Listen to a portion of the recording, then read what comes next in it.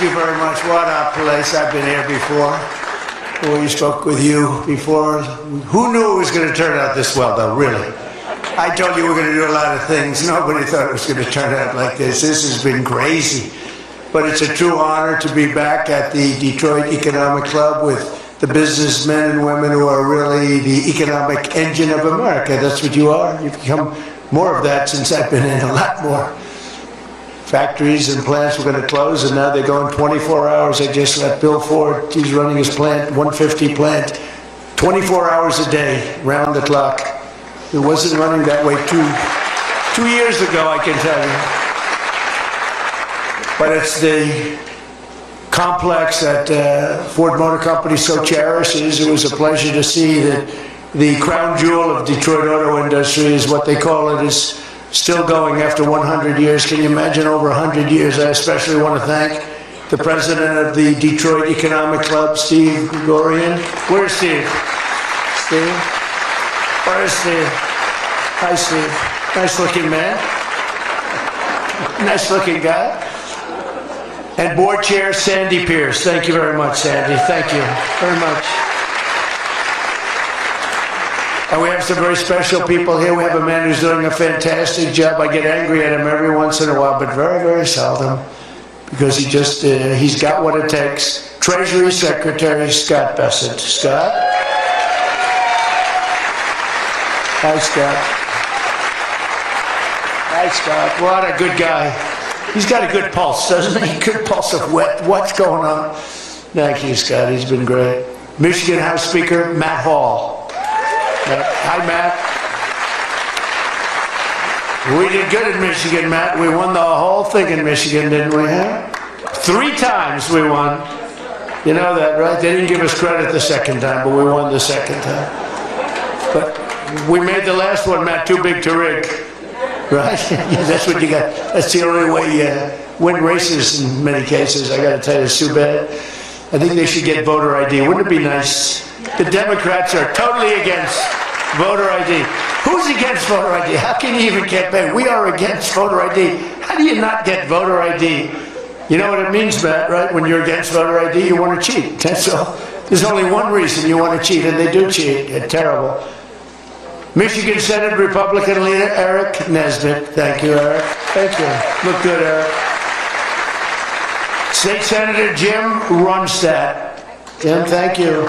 Thank you. Thank you, Jim. Former Congressman Mike Rogers, who's running for the Senate, and he'll be a great senator. And he's going to be a great senator. He was a great congressman, and then he left. He went on to very big things. He did well no matter where he was, and I think they took that away from you last time, I'll be honest with you, Mike. I really do. Don't like to get things going. I don't like to be controversial at all. But they rigged the election on you. Mine was too big to rig. You won, I'm telling you, you won, but you're going to do great this time. He's a great guy, actually. He's to be an amazing senator. Thank you. Thank you for being here, Jimmy.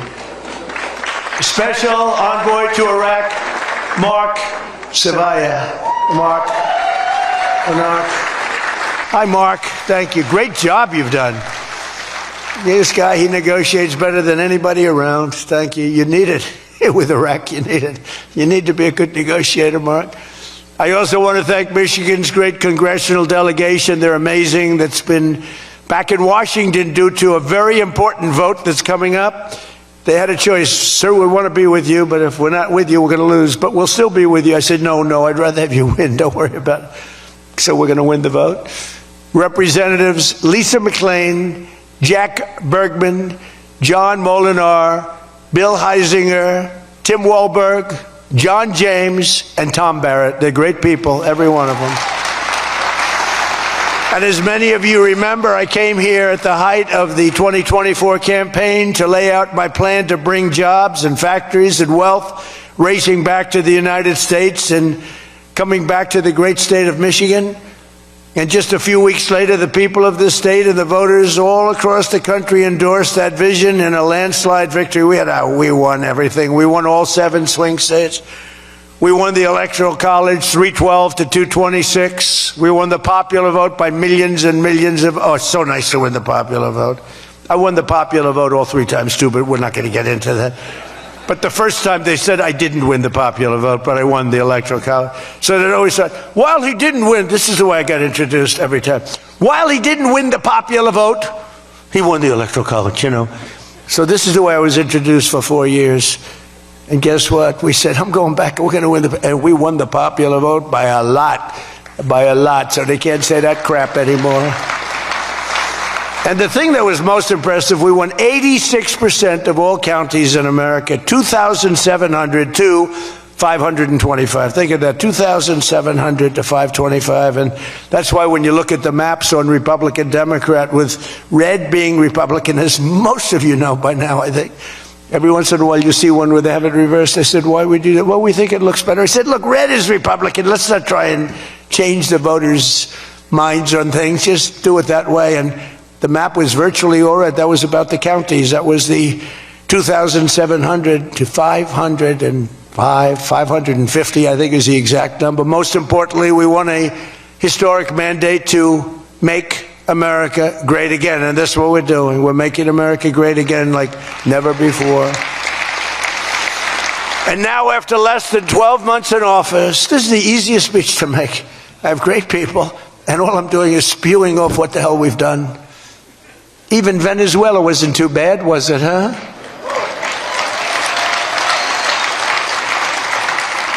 But you have people, Democrats, they say, I don't know if we should have done Venezuela, I don't know. Anybody that says that hates our country, okay?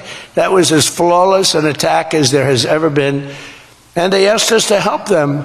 They have 50 million barrels of oil. They said, take it. It's $5 billion. And we did. We're working with the Venezuelan people and representatives, and it's amazing. But that was an amazing situation. But we did al-Baghdadi, flawless. We did Soleimani, flawless.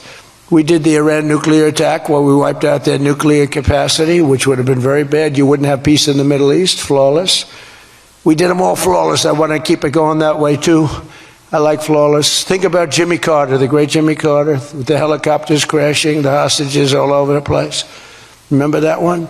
Think about Sleepy Joe Biden with Afghanistan. What a disaster. The most embarrassing day in the history of our country, in my opinion.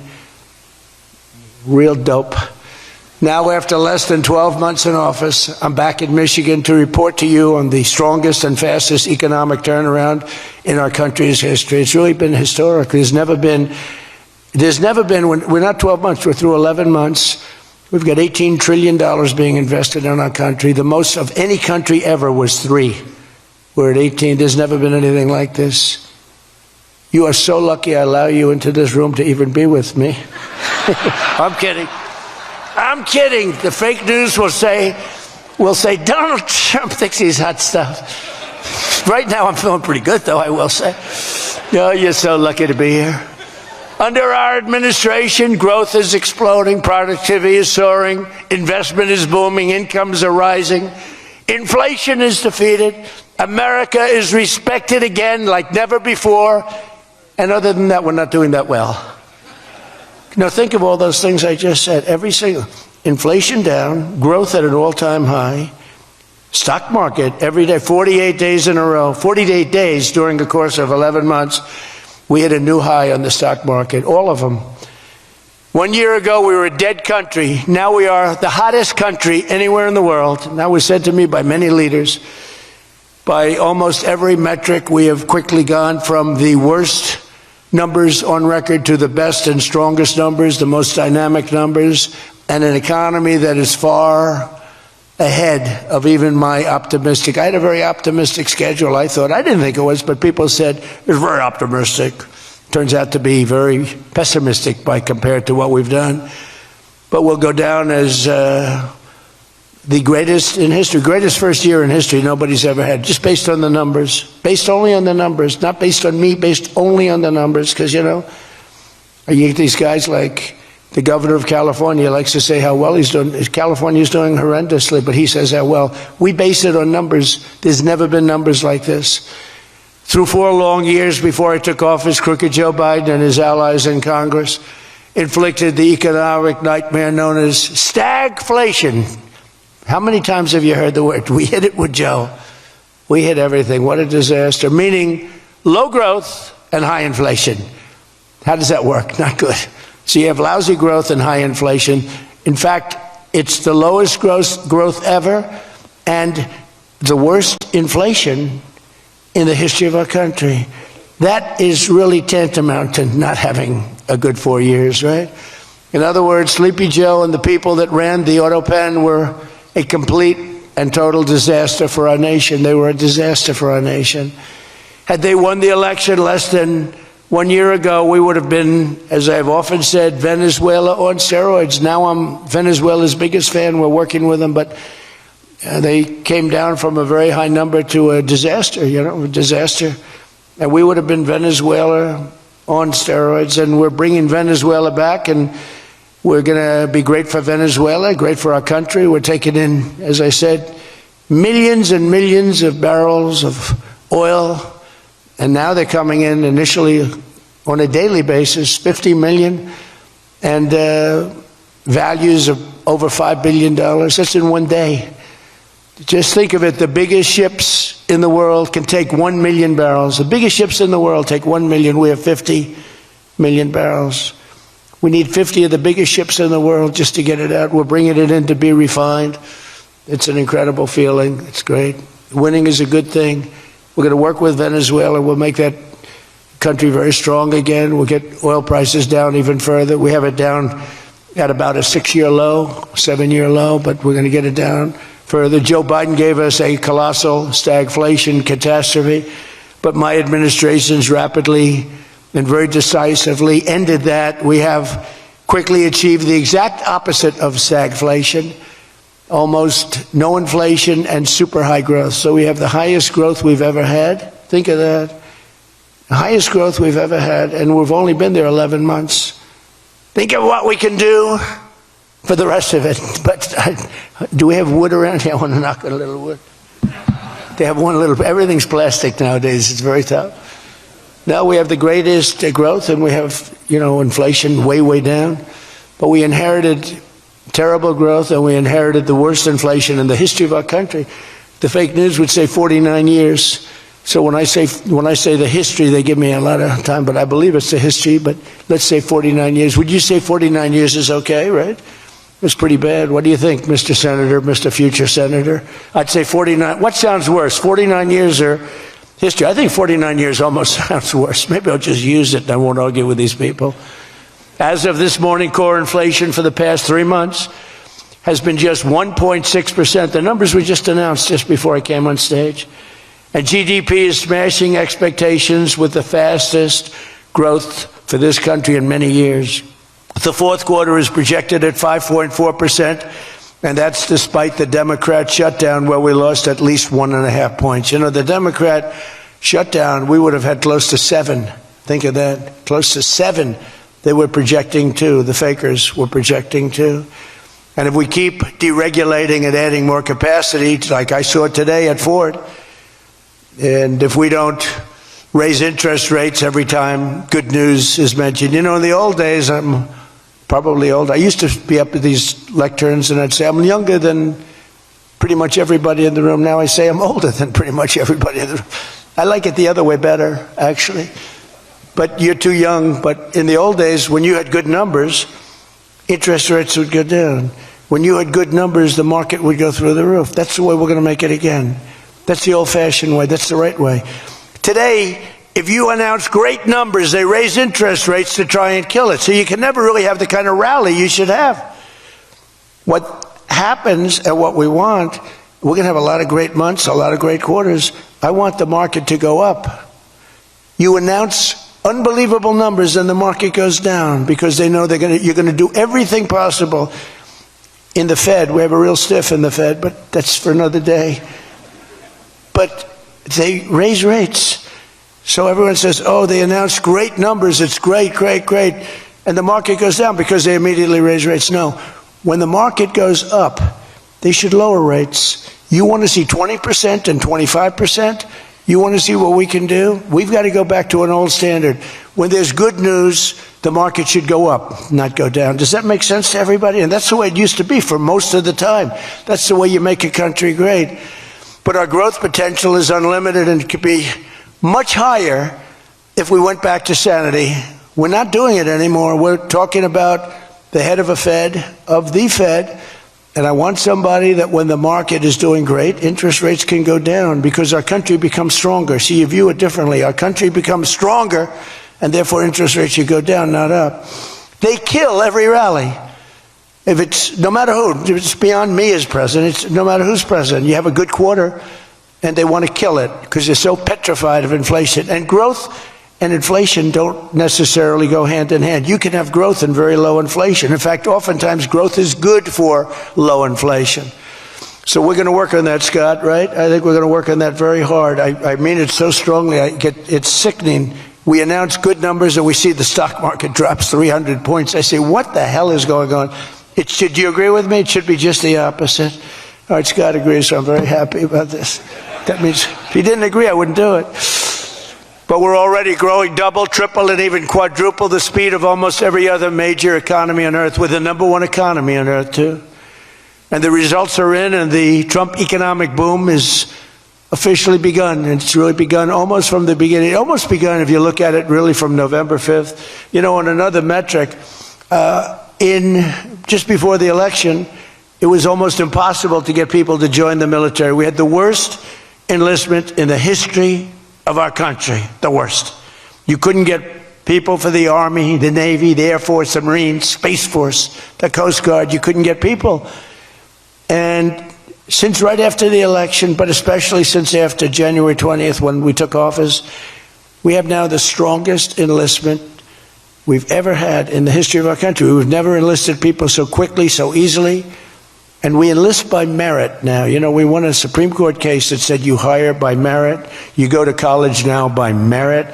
Everything's by merit. Our country became great because of merit. And we have done some job. But think of it, a year and a half ago, we had the worst enlistment in history, and now we have the best enlistment. Things like that don't happen.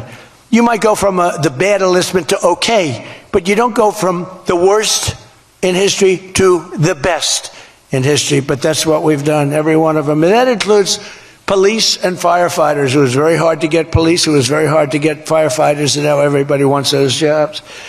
In 4 years of Biden, they secured less than $1 trillion of new investment in the United States. So 4 years, less than $1 trillion. In less than 1 year, I have secured commitments for over $18 trillion from all over the world, the most ever for any country.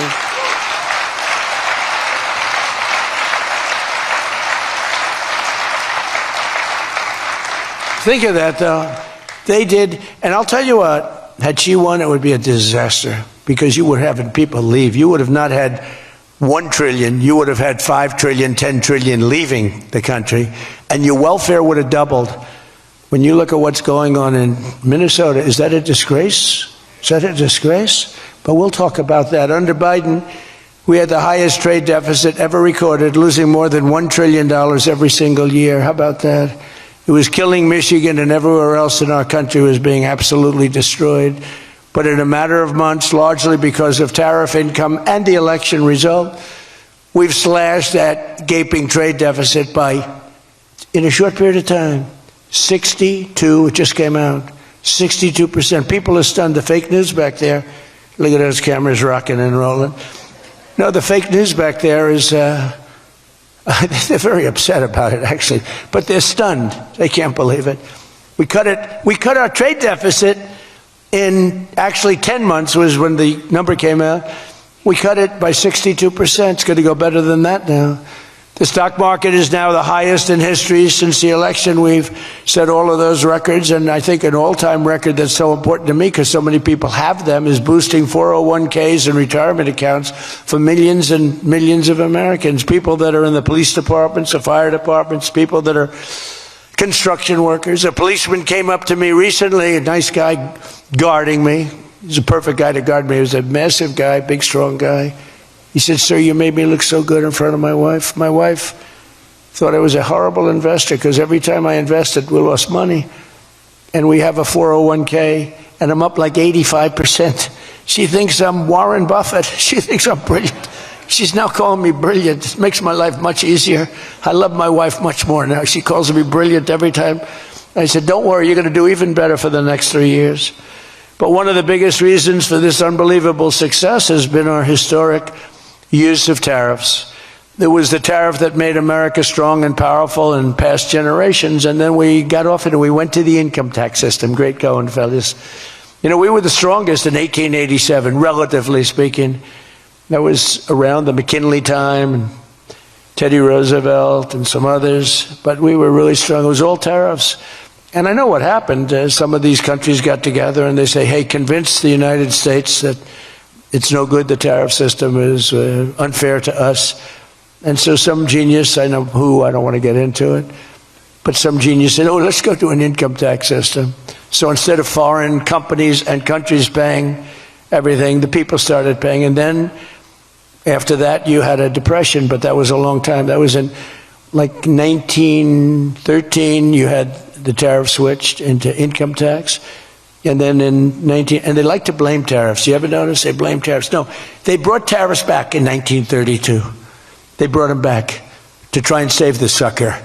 But it was in 1929, because a lot of people, you know, the anti-tariff people. Now, an anti-tariff person is a pro-Chinese person, like Coke. This guy's fought me in every election I've ever been in, and I've kicked his ass. He inherited a lot of money, and I don't know the gentleman. But he fights me, and then he goes out and says, I made more money with Trump than I ever made in my life. And then he supports these other people that were total losers. Gives them a lot of money, but he made more money. Everybody makes money with me. I always made money for people. And now it's tariffs that are making money for Michigan, and the entire country is stronger and safer and richer than ever before outside of that period of time. Now, if they had what was called the Great Tariff Act of 1887 or something like that, and it was a great group of people like yourselves. They picked really smart people to sit on a committee. They had so much money they didn't know what to do with it, and they wanted to have the money given away. You know, we built the Panama Canal out of tariffs. We did a lot of things. Panama Canal was the single biggest investment, relatively speaking, that this country's ever made. Would be the equivalent of trillions of dollars today. And Jimmy Carter gave it away for $1. It was also the most profitable thing ever built. In other words, like buildings or casinos or anything, the most profitable thing ever built was the Panama Canal. And brilliantly, Jimmy Carter thought the country of Panama should have it, even though we lost 36,000 people to the mosquito. You know that, right? To the mosquito and a certain snake, which was not a very nice reptile. This was a brutal reptile. You got bit, it was over. It was just like, bye-bye, everybody.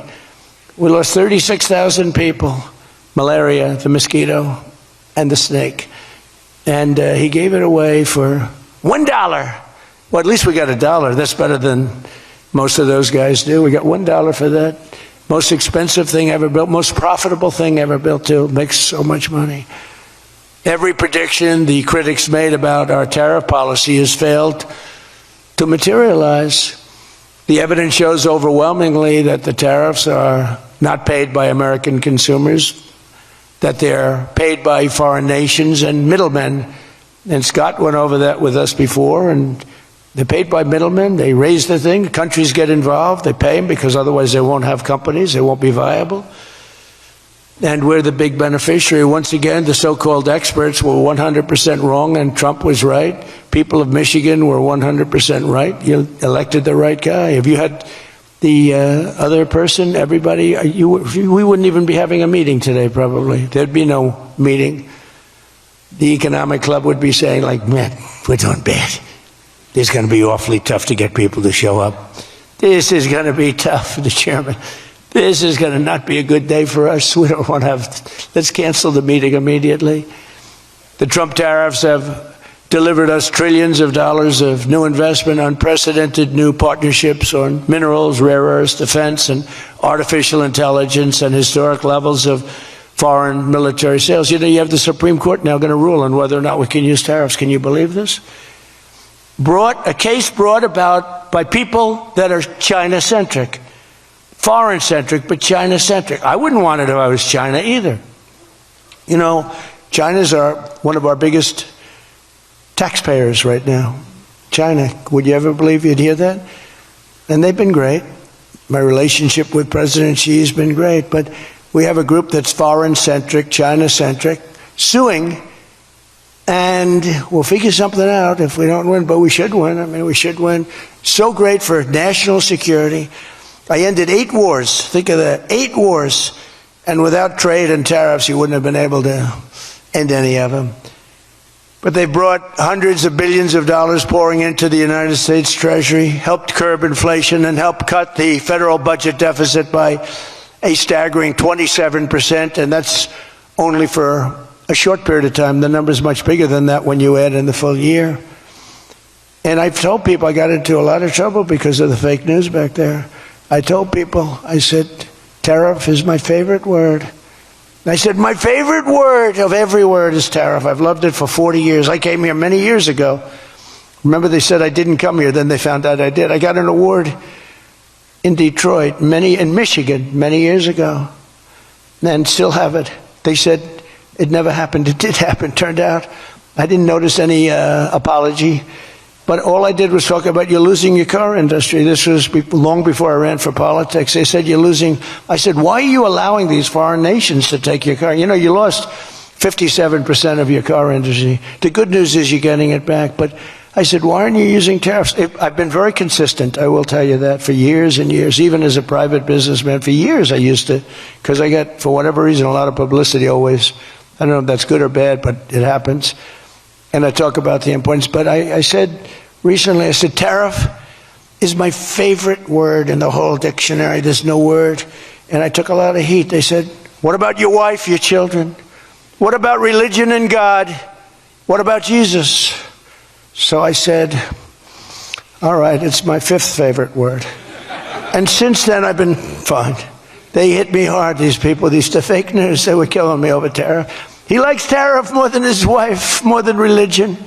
He likes tariff more than anything. What a disgrace. So I now call it number 5, and I'm in good shape. That was a rough day. It's my favorite word, and I got killed.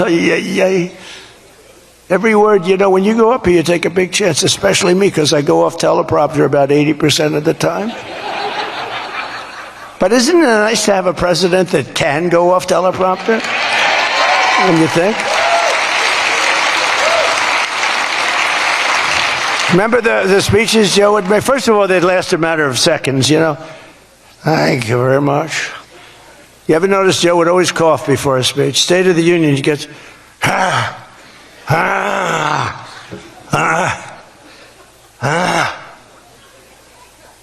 ladies and gentlemen. And then it would be like very short. Although the one time they had him spruced up pretty good. Remember, he was high as a kite. He was floating. He was up there way up. That was a bad speech. But, hey, he got through it, you know. He got through it, if you call it getting through. This country was so... Can you imagine allowing 25 million people into our country, many of them criminals, many of them murderers? What he did to this country, what they did, because it was the people surrounding that beautiful, resolute desk. But just as I promised you that I've imposed a 25% tariff on all foreign automobiles, I'm standing up for the American auto worker like no president has ever stood up before. You know, those tariffs are keeping the foreign auto workers. Now, if they want to come in and build the plant and hire you and hire your friends and your neighbors, that's great. I love that. Let China come in, let Japan come in. They are. And they'll be building plants, but they're using our labor. U.S. auto factories are now seeing more than $70 billion of new investment. Think of that. They were leaving. They were all going. They were going in the opposite direction. Now they're pouring back. It's the greatest. Nobody's ever seen anything like it. And much of that money is coming right here to the car-making capital of the world, Detroit. You lost, I mean, so many places. Since I took office, Ford has announced it will invest $5 billion across its Michigan and Kentucky plants, creating 4,000 new jobs. GM is moving production of the Chevy Blazer and Equinox from Mexico right back here to America. Right? Is my favorite auto worker here by any chance? You know who I'm talking? What happens? Where's Brian? Brian, oh, I see. He made some cash. He's after Florida. Oh, he's been very disloyal to Detroit. We're going to have to...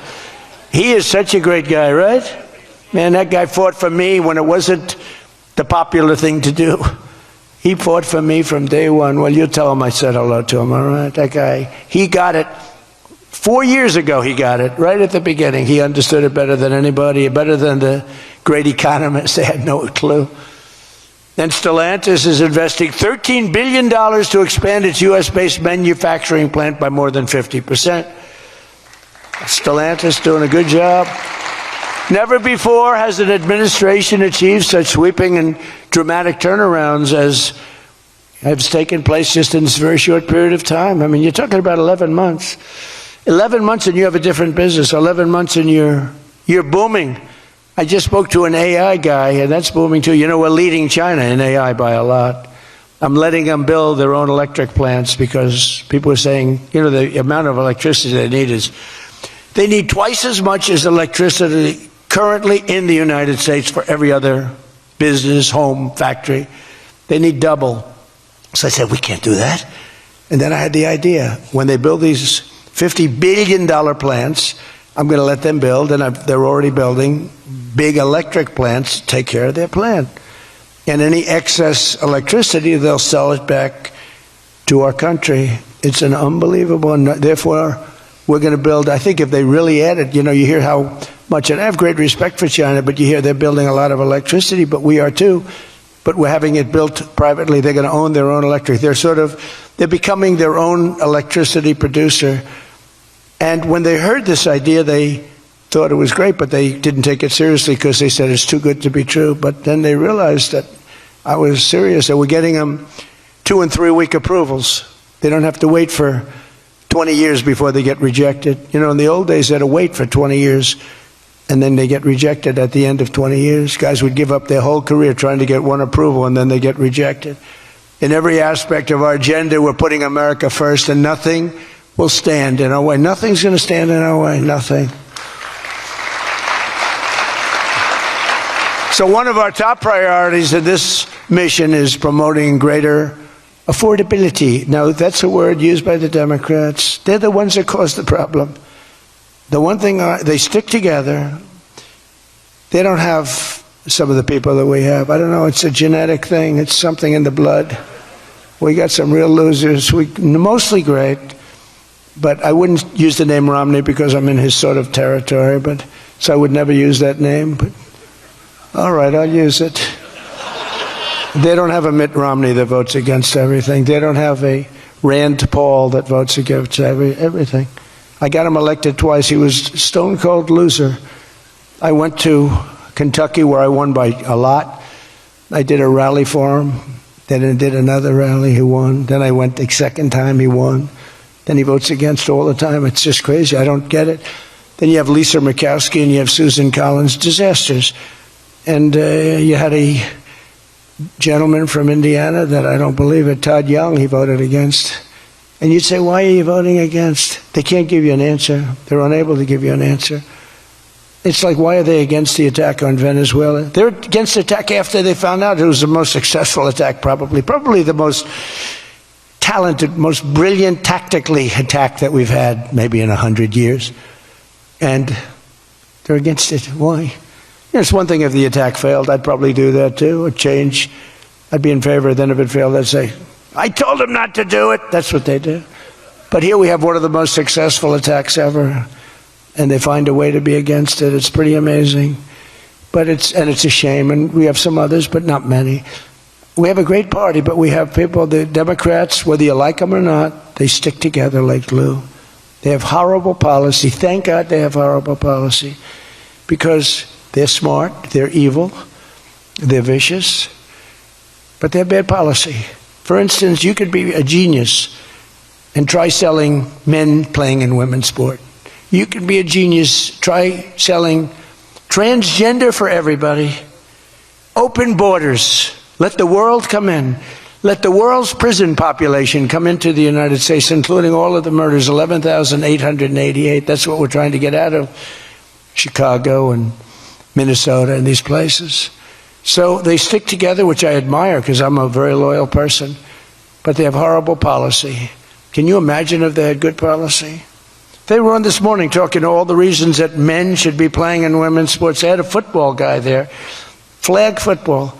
This guy was like 6'6", he weighed 290 pounds with zero body fat. And they had a few young women. They were the size of his leg. He wouldn't have had to run. He could have just walked. They couldn't have done a thing about it. 10 of them would have to jump on him that wouldn't have had any impact. I don't think he would have been like a fly. It's so ridiculous. It's so demeaning to women. It's so demeaning.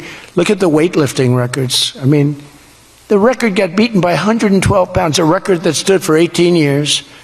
1 ounce they put on, stood for 18 years. Guy comes along who was a poor lifter as a man. He was at the lower portion of the class, comes along and broke the record by 112 pounds.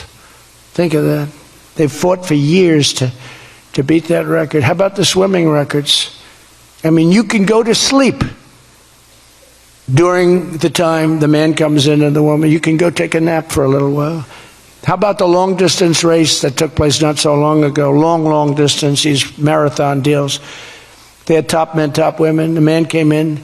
The woman came in 5 hours and 14 minutes and 36 seconds behind the man. Think of it. You're waiting. The man comes in. Now you're waiting 5 hours. What do you do if you're the parents? You go home and sleep for a while. Who the hell wants that? It's so demeaning to women and who are great athletes. It's so demeaning to them. And it's right now in the Supreme Court. I can't believe it would even go to the Supreme Court. I mean, could you imagine 20 years ago talking about men playing in women's sports? They'd think you're crazy. Or transgender for everybody.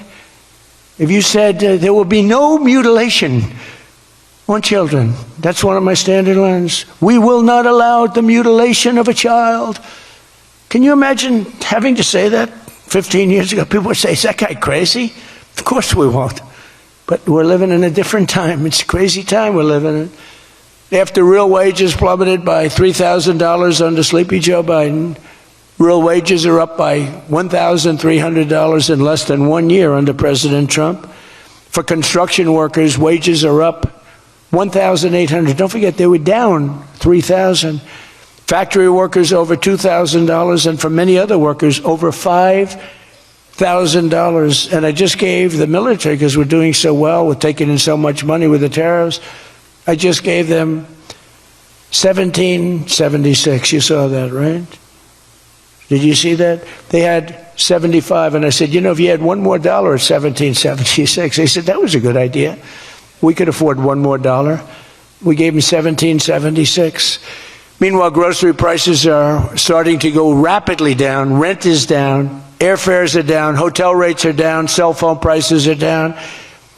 And we're just getting started. But more importantly than going down, our growth is through the roof. It's way up. Among my first acts in office was to end the radical left war on oil and gas and stop the crusade to kill American energy, and frankly, to open up cars so that you don't have to have an electric car. I love electric cars. I think they're great. I like Elon a lot. I don't think he was too happy with my policy of opening it up, and I can understand that. But I've been saying it for 4 years. They wanted everybody to have an electric car in a very short period of time. There was no way to build the stations. There was no way to get it done. I want you to have gasoline-powered cars. I want you to have electric. I want you to have hybrids. I want you to have everything. Hydrogen, I don't know about. I'm hearing it's not testing so well.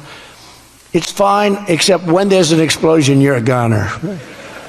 Now, have you heard that with hydrogen? I have one guy who's trying to sell hydrogen, and I say, yeah, but, sir, that only happens 1 in 100. Oh, great. When it happens, they find the body like 300 yards down the road. So I said, I'll pass on hydrogen. Maybe there's something I don't know about, but is anybody in the hydrogen car business?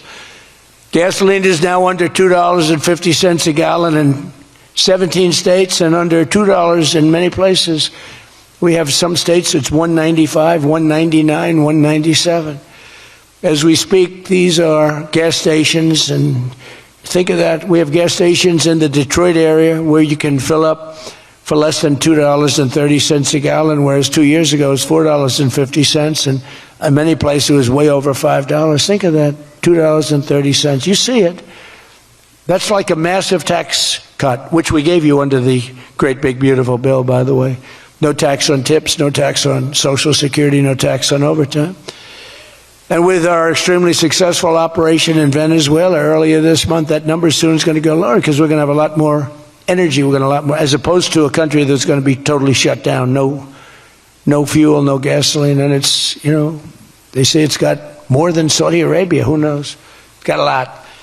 And by the way, to all Iranian patriots, keep protesting, take over your institutions if possible, and save the name of the killers and the abusers that are abusing you. You're being very badly abused.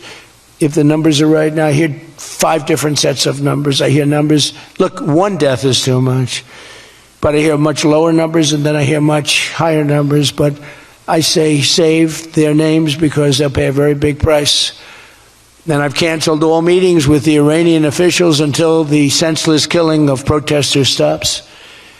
And all I say to them is help is on its way. You saw that I put tariffs on anybody doing business with Iran. Just went into effect today. And I say make Iran great again. You know, it was a great country until these monsters came in and took it over. And it's all very fragile. What would have happened to us? I'm telling you. If I didn't win this election, what would have happened to us? In the coming weeks, I will be laying out even more plans to help bring back affordability. And again, remember, that's a fake word by Democrats. Prices were too high. They caused the high price. They never want to talk about affordability. They always go, this is an election about affordability. I say, they caused it. But they're good at that stuff. They're good at that stuff. They're fake. And they're good at that stuff. It's an election about high prices that was caused by the Democrats and that I brought down a lot. And remember, when you see energy coming down like I brought it down, and gasoline coming down, that brings everything else down. It's so much bigger than any other factor. When gasoline gets to be $1.99 a gallon, everything comes down. The donuts come down, the truck that delivers the donuts, the stove that makes the donuts, the whole thing, it all comes down. And it's coming down much faster than anybody can even believe. And remember, though, I always say, because, you know, normally when that goes down, the world comes down. That's the bad way of bringing it down. Our growth is through the roof. So I always want to say that whenever I say prices are coming down, but our growth is going way up. 2 beautiful events, the exact opposite of the Biden administration. As part of those efforts at Davos, next week I'm going to provide much more detail about our housing policies so that every American who wants to own a home will be able to afford one. We have some great things happening with housing, as you know. You saw the $200 billion buy-in on bonds and mortgages. This will include a ban on large institutional investors buying up single-family homes all over the country and making it impossible for people to buy a home. And I've also announced that the U.S. government is purchasing $200 billion of mortgage bonds to bring down mortgage rates, and it's had a huge impact. It's already started. And just last week, the average 30-year mortgage dropped below 6% for the first time in many years. It's coming down very rapidly, and that's not with the help of the Fed. If I had the help of the Fed, it would be easier. But that jerk will be gone soon. In addition, I proudly called for the credit card companies to cap interest rates at 10% for 1 year, because they're getting 28 and 30% and 32%. And it's unfair. The rates are way too high. To provide further relief to hardworking Americans, we'll also be confronting one of the biggest factors in driving up prices, the monstrosity known as the Unaffordable Care Act. You know what that is, right? It's Obamacare. It's a great name, Unaffordable Care Act. Nope. Did anybody ever think of that one before? It's true. It's the Unaffordable Care Act. Obamacare was a gift to make health insurance companies rich at the expense of the American people. In particular, the so-called enhanced premium tax credits were a corrupt payoff to the insurers, whose stock prices went up more than 1,000% after Obamacare was signed. I want the same money I want it to go directly, very simple. I want the money, those big amounts of money paid for by the government, to go directly to the people so they can buy the health care that's right for them. They can negotiate their own deal, health care savings account. But they'll buy their own health care, and everybody loves it. That's why later this week, I'll announce our healthcare affordability framework that will reduce premiums for millions of lower drug prices, delivering price transparency and demand honesty and accountability from insurance companies all over the country, all over the world, actually. Healthcare costs will come down very fast with my most favored nation executive order. We're doing most favored nation drug prices. When we would have drug prices stay the same, everybody thought it was great. They're going to be coming down thousands of percents. We're standing up to special interests and slashing prescription drug prices by 300, 400, 500, and even 600% and more. I mean, think of that. On that alone, we should win the midterms in a landslide. I'm doing favored nations. The country that pays the lowest price in the world is the price that we're going to pay. And we got that because of tariffs, because I said to the countries they wouldn't approve it. The drug companies were tough, but they were fine. But they said the countries will never do it because you have a pill that sells for $10, you have to sell it for 20 or 30, so you'd have to double or triple the price of their health care there for prescription drugs. Ours would come down from $130 to $20. Theirs would go from 10 to 20, the world being a bigger place. And it was unbelievable, but the countries wouldn't do it. So I called the countries. I said, if you don't do it, then I'm going to put a tariff on you. And the tariff's going to be 20 times more than the cost that you're having to pay for fair health care. And every one of them said, sir, we agree with you 100%. We would be honored to do it. It was really rather amazing. We could never do it. So think of that. You have most favored drug prices. Your drug prices are going to go down like from $100 to $10. Nobody can believe it. And we can't get the fake news to write about it. It's the biggest thing to happen in medicine. It's the biggest thing to happen in healthcare. And I cannot get the New York Times, I cannot get anybody to write about it. When we got it done and we announced it, it was on a page way in the back of the New York Times. Same with others. They don't want to talk about it. You know why? Because it's so good. It's the biggest thing to happen. Over the past 12 months, almost every promise I made to you right here in 2024 has been kept. I've kept all my promises and much more. I mean, I've given you much more than I gave you promises, and I produced much more than I said I was going to produce. I gave you the largest tax cuts in American history, cutting taxes across the board in the great, big, beautiful bill. And as I told you, I mean, who would have gotten you no tax on tips, as I said before? No tax, I said over and over again, no tax on overtime, no tax on Social Security for our seniors. Any senior should be voting for us because the Democrats won't do this. Doesn't work for them. And we also made interest on car loans fully tax deductible, so that when you go out and buy a car, if you have a mortgage or you get a loan on a car, you're allowed to deduct interest for the first time ever. That's never happened before. But only for cars that are stamped with the beautiful words "Made in the USA." In other words, we're only letting that take place if the car is made like in Detroit or in the USA. Our tax cuts also provided 100% bonus depreciation on all new equipment and capital investments, meaning that for any manufacturer looking to bring production back to America, you can write it all off, everything, not in 38 years, not in 44 years, in 1 year. You write the whole thing off in 1 year. That's the biggest thing there. I think that's the biggest thing. That's the big job producer. And I've cut an unprecedented number of burdensome regulations. We're number one in the history of our country in cutting regulations. I promised to cut 10 old regulations for every one new regulation. So if we put on a regulation, the only way I'll allow it to happen is if the secretary, like Scott Bessent, cuts 10 old regulations. But instead, last year we actually cut 129 regulations for every one that we put in. Think of that. So nobody's ever cut regulations like I have. I terminated the insane electric vehicle mandate and ended the war on internal combustion engines once and for all. Those engines were gone. And some people like them. And if they like them, great. And if they like electric, if they like any form of propulsion, any way you want to propel your car is okay, except for a couple of them, as I discussed. So I permanently stopped Joe Biden's ridiculous cafe standards. You know what the cafe standards are? They're standards that make it impossible for you to build a car affordably. They make it impossible for a car to really work right. The CAFE standards sound so nice. The CAFE standards, it's environmental standards that are impossible to meet. And we're canceling the EPA's absurd tailpipe emission standard, one of the worst ever. And I revoked the California emissions waiver to stop San Francisco communists from regulating automobiles all over our nation, all over our world. Boy, have I have done so much for the car industry. It's crazy. Nobody thought it was possible to do this. And that's why your industry, and not everybody's in the car industry in this. How many people are in the car industry in this room, in one way or another? That's a lot, relatively. That's not bad. Another urgent priority for bringing down the cost of living is to stop the colossal fraud that is bleeding American taxpayers absolutely dry.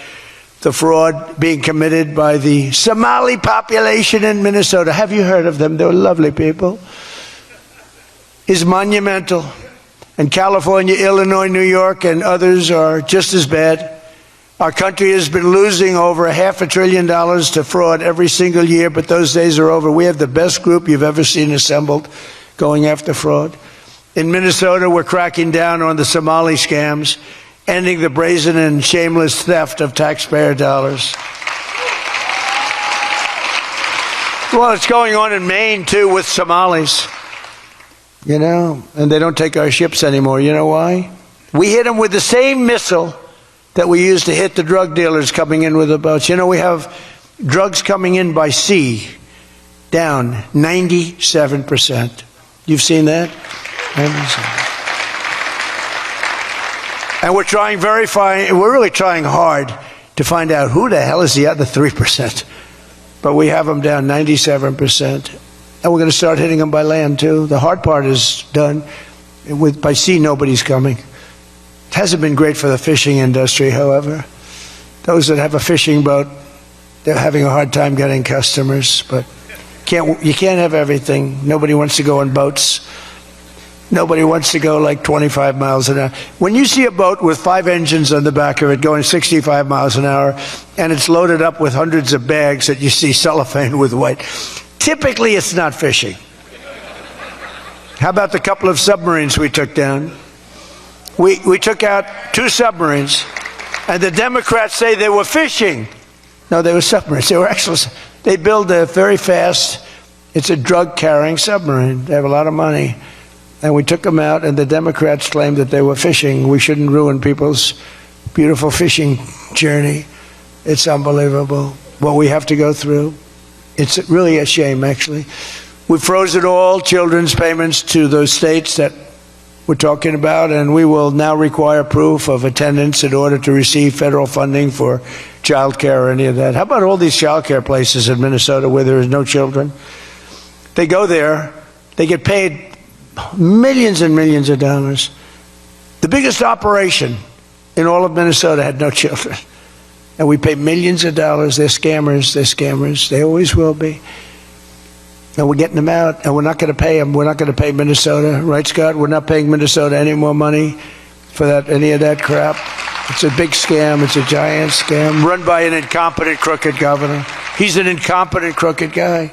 And also, we're freezing any and all welfare payments going to illegal immigrants that will start effective immediately. So when illegals come into California, Gavin Newsom, they come into California, and they send us bills for people coming in. We're not paying it. So we're working on that very strongly. Just don't pay it. As Nancy Reagan would say, just say no. You remember Nancy Reagan? Just say no to drugs. It's a little more difficult than that, I guess, right? But just say no. Additionally, from this moment forward, if you're on public assistance like almost all Somalis are, did you see where 94% of them are on public assistance?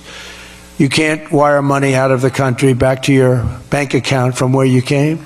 But more importantly, we probably aren't even going to give them the money anymore, the money going to them, because of the tremendous abuse and probably illegality being perpetrated on our country. We're not going to give them the money. We're not giving them the money. It's massive numbers of people are scamming our country. You know, they came from a place with nothing, and they come here and they drive around in Mercedes-Benz. You know, the Mercedes-Benz dealers do well in that area of Minnesota. Can you believe it? They have nothing. They get welfare payments and they have Mercedes-Benzes. It angers me so much, but we're going to straighten out our country. This was done under Biden and Obama, very much under Obama. It all started under Obama. And we just can't. We've got a great country. We're not going to screw it up. But this was one of the great scams ever. They have the same thing, Somali in Maine. Who would think? I never saw that happening. But in Maine, it's really crooked as hell too. But it's not just Somali. It is them, but it's not just. There are many other places, many other people. The whole country. If we stop this fraud, this massive fraud, we're going to have a balanced budget. That's how much money you're talking. We'll have a balanced budget without all the growth I'm talking about. And then you add the growth, we got one hell of a country. We're giving 90-day notices to places like California, Scott. Right away, we're going to send out that notice. Who would bill the federal government as people poured into the state to send those people back because no country can afford to do it? No country can afford to take in millions of people, pay for their education, their health care, their hospitals. You just can't do it. And we all have a heart. You can't do it. But many of those people are murderers. They're people released from jails, prisons, mental institutions, insane asylums. They're people that are drug dealers. They're addicts. Additionally, starting February 1st, we're not making any payments to sanctuary cities or states having sanctuary cities because they do everything possible to protect criminals at the expense of American citizens, and it breeds fraud and crime and all of the other problems that come. So we're not making any payment to anybody that supports sanctuary cities.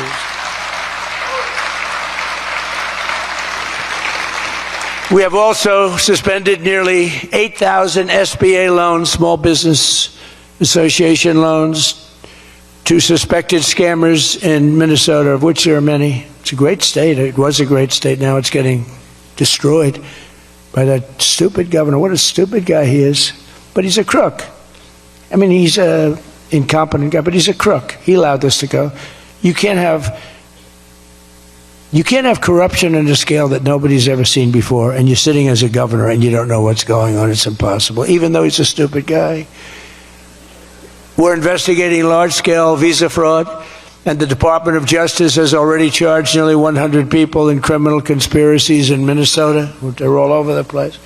Last week we announced that I'm creating a brand new division at the Department of Justice, a legal strike force led by a really tough, smart new Attorney General for fraud. He's a fantastic young guy. He's so impassioned to do this properly. We intend to imprison any fraudster, politician, or public official involved in these sick plots to loot and pillage our country. Think of that Ilan Omar. She lives in Somalia. They don't have a government. They don't have a military. They don't have police. They don't have anything. All they have is murder and robbing ships, bringing in ships, pirates. That's stopped. Same missile, ping. That's the end of them. It's amazing how that can stop corruption. Those missiles, they never miss, you know. The same one, exactly the same one. But think of it, she comes from a country with nothing, and she comes here and she tells us about our Constitution. I have a constitutional right to rip off the country. I guess she's a total scam artist. Anybody knows it. How do you let her get away with it? AOC +3. She was one of the three. They're all scammers. They're so bad for our country. They're so bad for our country. Our ICE operation in Minnesota, for example, is finding hundreds of killers, violent predators, and child rapists, some of the worst criminal offenders anywhere in the world, murderers all over the place. All we want to do is get them out. Did you see the pictures that we put up? Hundreds of them. Murderers wanted for murder, wanted for the worst drug selling. One of them is one of the biggest drug dealers in the world.